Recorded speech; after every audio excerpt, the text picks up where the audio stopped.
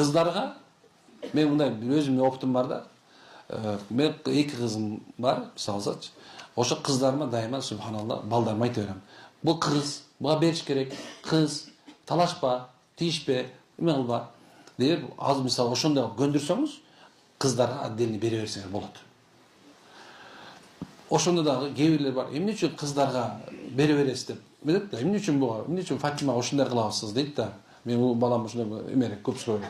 Аны айтам, мына бул кичинекей азыр кыз, алсыз, анан кийин бизден кетип калат. Күйөөгө тийип кетет. Анан биз сыйлай албай калабыз. Азыр сыйлай берели балам. Анан бул кеткенден сен баягы менин алдымда каласың. Сен менин баламсың. Десең, деп ошо туура түшүнүп бериш керек да. Кыз мына келди, кыз жана убактылуу да. Мына эртең мен 30га чыкса да бирөөнүн турмушка чыгып кетет. Ошондой кыз кезинде жакшынакай кыз качан төргө отурат билесиңерби? Төркүнүнө келгенде отурабы? Ошон үчүн ал азыр кыз төрөлөр zaman төркүнүндө отурат азыр. Ал төркүндө отурат, эртең кетет. Ошон үчүн субханалла эмне ушу сыйлаганга үйрөтүш керек кыздарды. Шариятыбыз ушундай дейт. Кандай дейсиздер? Туурабы? Кантип шариятыбыз туура эмес болсун? Илгертен кыргызда дагы ушундай салтыбыз экен.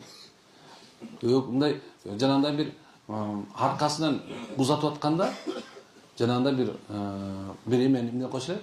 Кошок айтып узатышчы. Ал ошол болду деп бияктан кетти деген сөз ал. Өлгөн адам кошок айтат деп эле. Бирок келгенде бир жылдан жем менен келгенде тай кесип тай берип жөнөткөн. Тайын берип, жакшына сыйлап, ушундай бир кайра ат мингизип, ошону жөнөтүп коюшкан. Анандай нерсе. Манастын уулу Семетей деле өзүнүн таятасыныкына барып өстү отурабы? Жээне жакшы мамиле кылып бияка алып келди, кайра атасынын ордун башты. Туурабы? Ушундай нерсе. Жээн эл болбойт, желке том болбойт деп айта беребиз. Жээн эл болот. Кимиси жарашса? Таякеси жарашса. Ушундай нерсе, ушунун баарын унутпагыла туугандар. Биз ким экенин унутпа, биздин ата бабабыздын салты бүт динге туура.